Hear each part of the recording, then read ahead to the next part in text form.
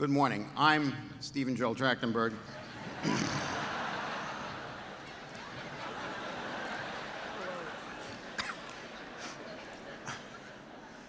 And welcome to the George Washington University, Mr. President, and all of you. It is impossible not to note how fortunate we are here. We're blessed with a campus located just 4 blocks from the White House, and blessed as well with a terrific student body that is vigorously engaged in the political process that drives our nation. We're frequently favored with visits from America's most distinguished scholars and public servants. But all of the wonderful occurrences that are part of the George Washington University experience can't compare with days like this. In the spirit of the Olympics, today is pure gold. Being present at an address by the President of the United States is an incomparable moment. Today, President Clinton comes to speak about national security. So too did President John F. Kennedy, who spoke to our students in May 1961 about the Cold War. He told us that it is the job of universities, quote, to provide the men and women who will, with their sense of discipline and purpose and understanding, contribute to the maintenance of free societies here and around the world, unquote. Those words resonate today at this university and around the globe as strongly as they did more than 3 decades ago. Maintenance of free societies and safe societies continues to weigh heavily on us as Americans and citizens of the world. Recent events have shaken us, leaving us struggling to understand how our world has changed and where those changes will take us. Our nation looks to its president for guidance, for wisdom, and for leadership. History teaches us that sometimes leading in peacetime can be as demanding as leading in time of conflict, and especially in the area of foreign affairs. This president has been called upon, as have other presidents before him, to make decisions which were not universally popular, but were proven right by subsequent events. This morning, the President joins us to take a closer look at challenges facing America today. And we all join all Americans in wishing him continued success in those daunting endeavors and in the difficult decisions that lie ahead. Ladies and gentlemen, I am very pleased and honored to present to you at George Washington University the President of the United States, Mr. President.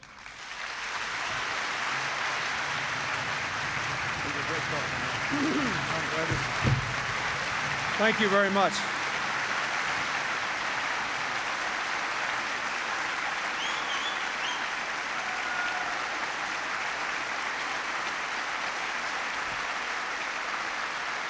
Thank you. Thank you very much.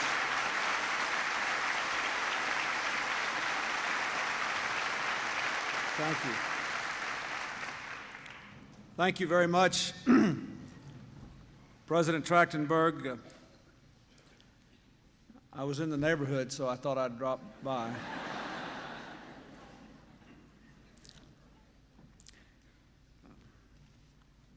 Dean Harding, members of the George Washington University community, Congressman Cardin, Congressman King, Congressman Matsui, Senator McGovern, thank you for coming, sir. I'm delighted to see you.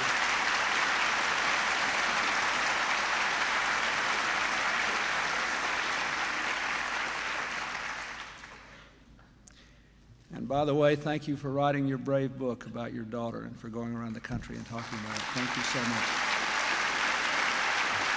Thank you. I want to thank the family members of the victims of Pan Am Flight 103 who are here with me today, as well as 2 of those who were held hostage in Iran back in 1980, who are here today in '79. Thank you for coming.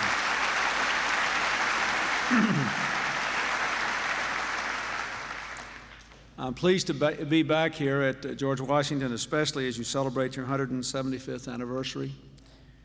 President James Monroe signed the Congressional Charter establishing GW. I can only applaud his wisdom and hope that 175 years from now, our administration will be associated with a similarly proud legacy. I think he would be very proud if he could see what GW has become. Last night, the Centennial Olympics came to an end. It was a great Olympics for America, not only because of the triumphs of our athletes, but also because of the magnificent job done by the city of Atlanta and all the other hosts. But in a larger sense, it was a great event, not just for Americans, but for people everywhere who believe in peace and freedom, who believe in individual achievement and common effort. I believe we love the Olympics because they work the way we think the world ought to work. They are possible because all different kinds of people come together in mutual respect and mutual acceptance of the rules of the games. No one wins by breaking their opponent's legs or by bad-mouthing their opponents in a public forum. Instead, victory comes from doing well in a good way. And all who strive are honored, as we saw when our volunteers cleared the track for the brave, injured marathon runner who was the very last finisher in the race. Most individuals and teams from the 197 competing nations did not win any medals, but they all had their chance, did their best, and were better for their efforts. That is what we want for our country and the world at the edge of a new century and a new millennium. In the world of the 21st century, the Olympic way will become possible in the lives of more people than ever before. More people than ever before will have the chance to live their dreams. The explosion of knowledge, communication, travel, and trade will bring us all closer together in the global village. But as we saw in that terrible moment of terror in Centennial Park, this new openness also makes us more vulnerable to the forces of destruction that know no national boundaries. The pipe bomb reminded us, as did the murder of 19 fine American servicemen in Saudi Arabia and the still unresolved crash of TWA 800, that if we want the benefits of this new world, we must defeat the forces who would destroy it by killing the innocent to strike fear and burn hatred into the hearts of the rest of us. This is a lesson and a responsibility every American must accept. As the mayor of Montoursville, a town of just 5,000 people in Pennsylvania that lost 21 of its brightest hopes for the future on TWA Flight 800 said, "No matter how secluded and how innocent we are, once we leave our community, we're subject to the troubles of the outside world."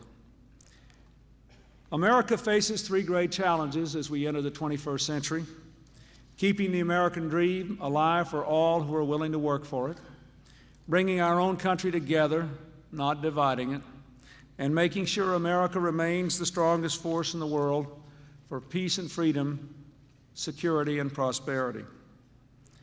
I come to this place of learning and reason, a place so focused on the future, to explain why we cannot meet our own challenges of opportunity and responsibility and community unless we also maintain our indispensable role of leadership for peace and freedom in the world. The worldwide changes in how people work, live, and relate to each other are the fastest and perhaps the most profound in history. Most of these changes are good. The Cold War is over, our country is at peace, our economy is strong, democracy and free markets are taking root on every continent. The blocks, the barriers, the borders that defined the world for our parents and grandparents are giving way with the help of a new generation of extraordinary technology. Every day, millions of people use laptops, modems, CD-ROMs, and satellites to send ideas and products and money all across the planet in seconds. The opportunities to build a safer world and a more prosperous future are enormous. But for all the promise of our time, we are not free from peril. Fascism and communism may be dead or discredited, but the forces of destruction live on. We see them in the sudden explosions of ethnic, racial, religious, and tribal hatreds. We see them in the reckless acts of rogue states.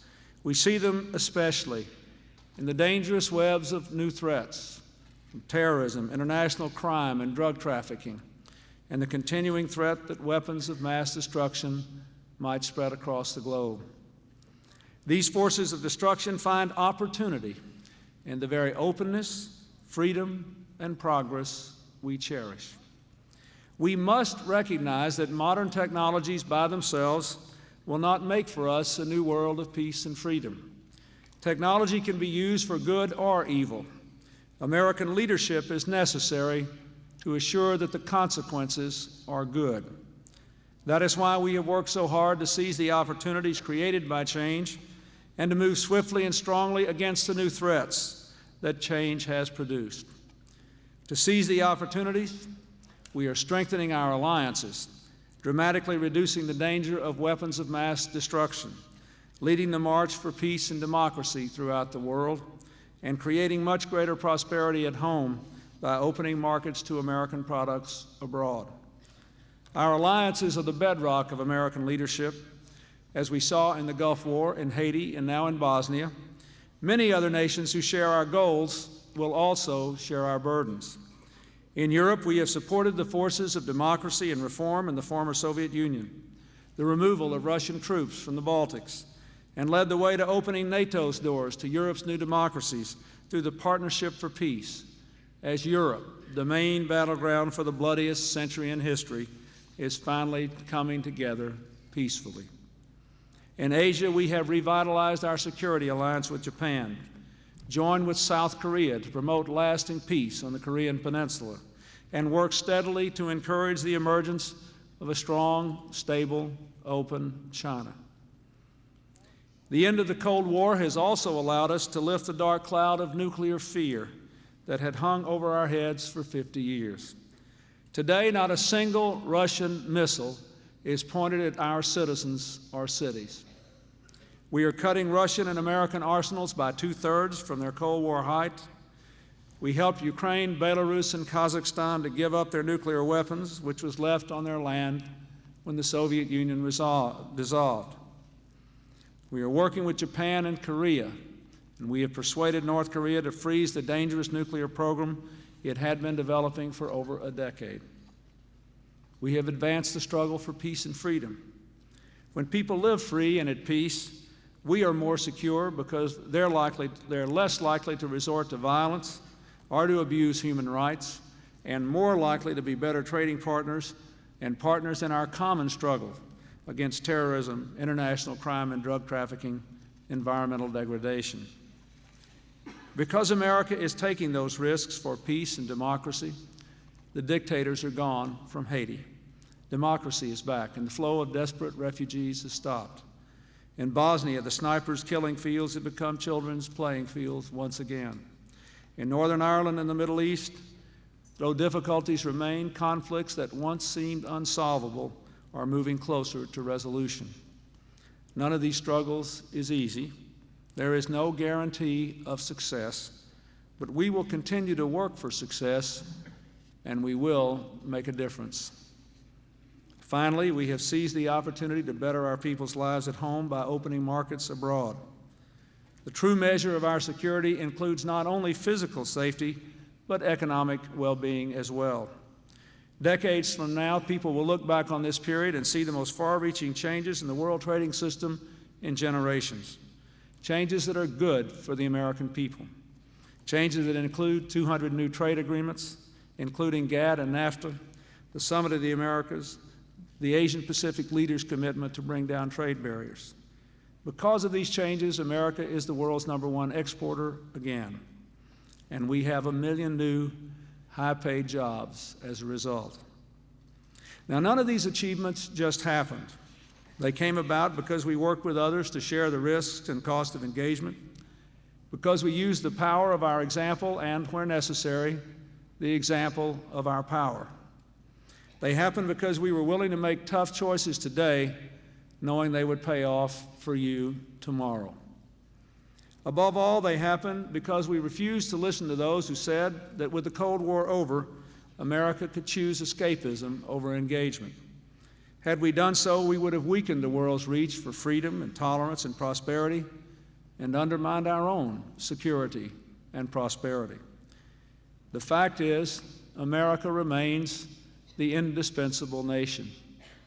There are times when America, and only America, can make a difference between war and peace, between freedom and repression, between hope and fear. Of course, we can't take on all the world's burdens. We cannot become its policeman. But where our interests and values demand it, and where we can make a difference, America must act and lead. Nowhere is that responsibility more clear or more urgent than in the struggle against terrorism. No one is immune, whether you're riding a subway in Tokyo or a bus in Tel Aviv, whether you're window shopping in London or walking the streets in Moscow, whether you're doing your duty in Saudi Arabia or going to work in Oklahoma City. Terrorism has become an equal opportunity destroyer with no respect for borders. Whether we like it or not, in ways both good and bad, we are living in an interdependent world. That's why we must break down the walls in our minds between foreign and domestic policy. And I must say, Mr. President, on this 175th anniversary, that is one of the intellectual objectives that I hope our great universities will commit themselves to. The reality is, our personal, community, and national prosperity depend upon our policies on economics and trade at home and abroad. Our personal, community, and national well-being depends upon our policies on the environment at home and abroad. Most dramatically, our personal, community, and national security depend upon our policies on terrorism at home and abroad. We cannot advance the common good at home without also advancing the common good around the world. We cannot reduce the threats to our people without reducing threats to the world beyond our borders. That's why the fight against terrorism must be both a national priority and a national security priority. We have pursued a concerted national and international strategy against terrorism on three fronts. First, beyond our borders, by working more closely than ever with our friends and allies. Second, here at home, by giving law enforcement the most powerful counterterrorism tools available. And third, in our airports and airplanes, by increasing aviation security. This will be a long, hard struggle. There will be setbacks along the way. But just as no enemy could drive us from the fight to meet our challenges and protect our values in World War II and the Cold War, we will not be driven from the fight against terrorism today. Terrorism is the enemy of our generation, and we must prevail. First, on the international front, stopping the spread of terrorism clearly requires common action. The United States has a special responsibility to lead in this effort. Over the past 4 years, our intelligence services have been sharing more information than ever with other nations. We've opened up a law enforcement academy in Budapest, which is training people from 23 nations, an FBI office in Moscow, and just last Friday, Congress gave us the funding for FBI offices in Cairo, Islamabad, Tel Aviv, and Beijing. We've requested more money for intelligence in 1997. This focus is making a difference. As the Senate Intelligence Committee concluded in its 1996 report on the Intelligence Authorization Bill, the work of U.S. intelligence agencies against terrorism has been an example of effective coordination and information sharing. I've also worked to rally other nations to the fight against terrorism. Last year at the UN General Assembly, this spring at the historic Summit of Peacemakers at Sharm el-Sheikh, where 29 nations, including 13 Arab nations, for the first time condemned terrorism in Israel and anywhere else it occurs in the Middle East and throughout the world. At the G7 Summit in Lyon and the recently held follow-on conference we call for in Paris, where we were represented ably by the Attorney General. Now, the point of all these efforts with other countries is not to talk, but to act. More countries are acting with us. More countries are taking the No Sanctuary pledge and living up to their extradition laws so that terrorists have no place to run or hide. More countries are helping us to shut down the gray markets that outfit terrorists with weapons and false documents. Last week in Paris, the G7 nations and Russia agreed to pursue a sweeping set of measures to prevent terrorists from acting and to catch them if they do. And we set timetables with specific dates by which progress must be made. We're also working with Saudi Arabia to improve the security of our forces stationed there so that we can continue to deter aggression by rogue states and stand against terrorism in the Middle East. After Khobar Towers, I immediately ordered investigations by the FBI and a commission headed by General Wayne Downing, which is to report to me later this month. While it's too early to reach conclusions, these investigations are moving aggressively in cooperation with our hosts, and we are working with the Saudi government to move almost all our troops to other bases to better protect them from terrorist attacks. Even though we're working more closely with our allies than ever, and there is more agreement on what needs to be done than ever, we do not always agree. Where we don't agree, the United States cannot and will not refuse to do what we believe is right. That's why we've maintained or strengthened sanctions against states that sponsor terrorism: Iran, Iraq, Libya, and Sudan. You cannot do business with countries that practice commerce with you by day while funding or protecting the terrorists who kill you and your innocent civilians by night. That is wrong. I hope and expect that before long our allies will come around to accepting this fundamental truth. This morning I signed into law the Iran-Libya Sanctions Act. It builds on what we've already done to isolate those regimes by imposing tough penalties on foreign companies that go forward with new investments in key sectors. The act will help to deny them the money they need to finance international terrorism or to acquire weapons of mass destruction. It will increase the pressure on Libya to extradite the suspects in the bombing of Pan Am 103. With us today, as I said before, are some of those families and the loved ones of other victims of terrorism sponsored by Iran and Libya. Let me repeat the pledge I made to them earlier. We will not rest in our efforts to track down, prosecute, and punish terrorists, and to keep the heat on those who support them. And we must not rest in that effort. The second part of our strategy is to give American law enforcement officials the most powerful tools available to fight terrorism without undermining our civil liberties. In the wake of Oklahoma City, I strengthened a terrorism bill I had previously sent to Congress, but which had not then been passed. Despite the vow of Congress to act quickly, it took a year before that bill came to my desk to be signed. The bill had some very good points. It made terrorism a federal offense, expanded the role of the FBI, imposed the death penalty for terrorism. As strong as it was, however, it did not give our law enforcement officials other tools they needed and that they had asked for, including increased wiretap authority for terrorists to parallel that which we have for people involved in organized crime now, and chemical markers for the most common explosives so that we can more easily track down bomb makers. After the bombing in Atlanta, Congress said it would reconsider these and other measures. I immediately called the congressional leadership to the White House and urged them to put together a package and vote it into law before they left for the August recess last Friday. I am disappointed, and more importantly, the American people are disappointed that that job was not done. These additional measures would save lives. They would make us all more secure. When the Congress returns from the August recess, we will take them up again, and we must get the job done. There is more I will ask Congress to do. Next month, I will submit to Congress the International Crime Control Act that our Justice, State, and Treasury Departments drafted at my request, because more and more terrorism, international organized crime, and drug trafficking are going hand in hand. This bill expands our fight against money laundering so criminals and terrorists will have a tougher time financing their activities.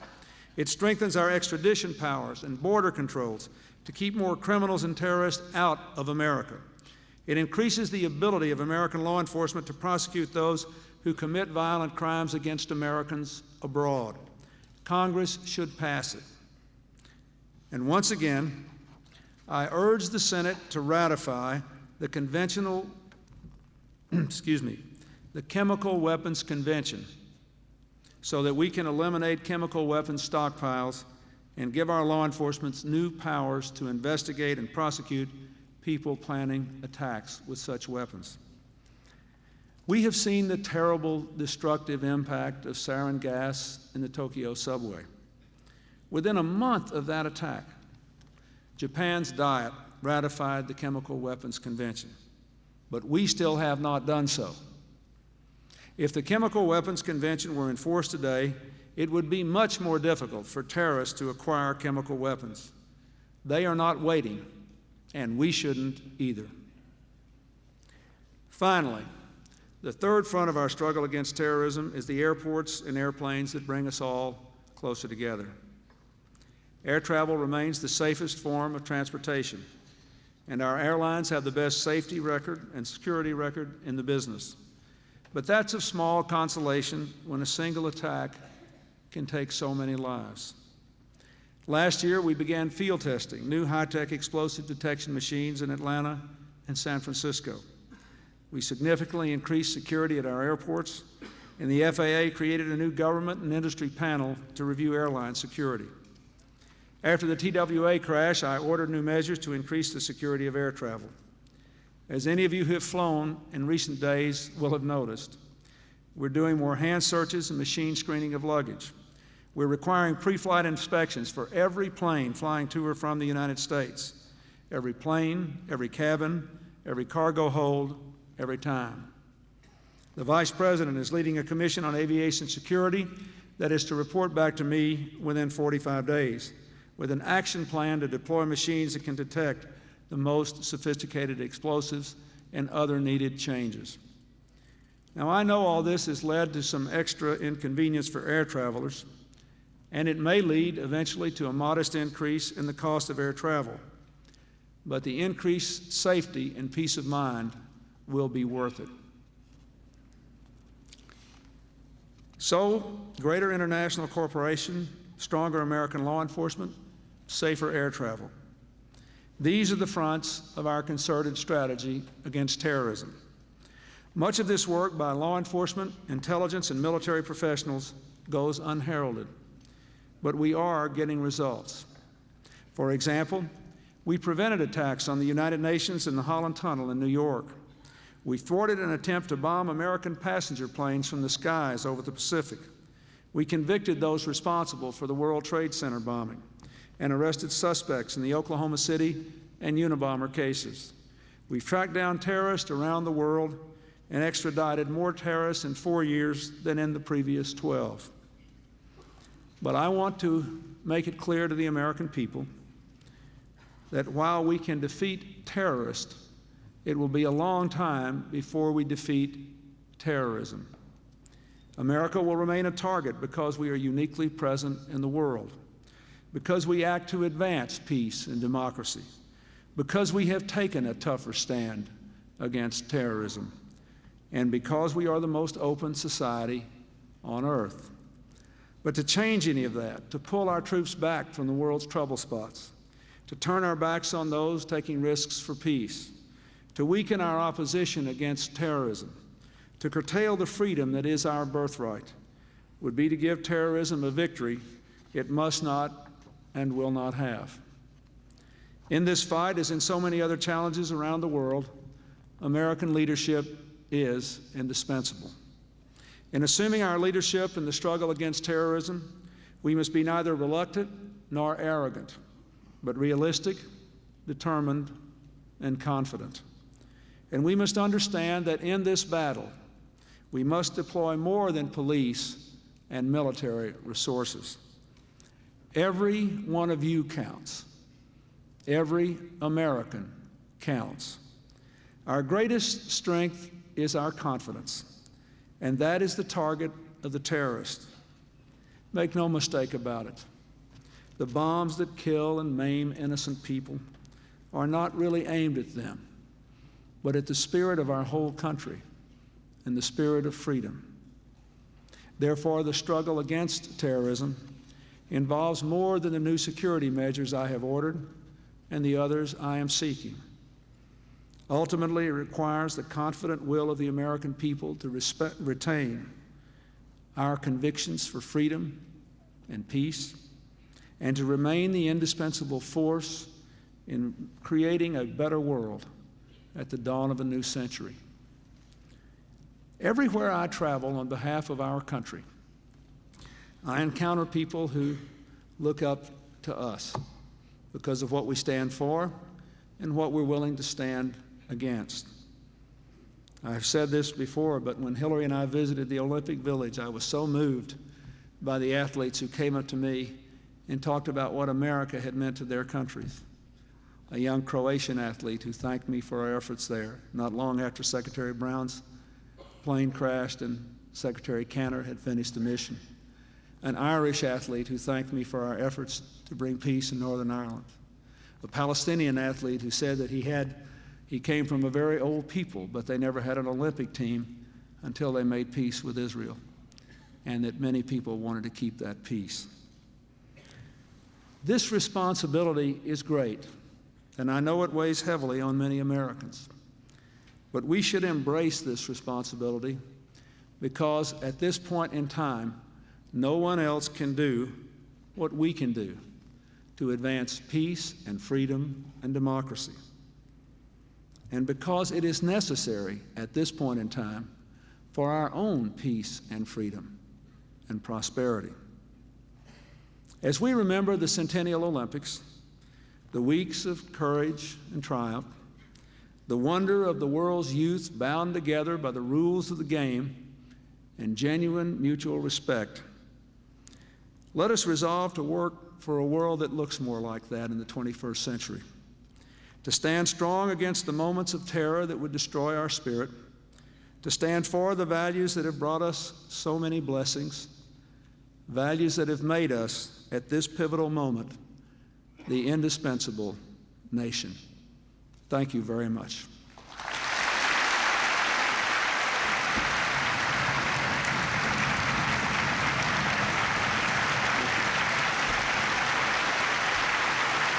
Thank you. Thank you very much. Thank you. Thank you.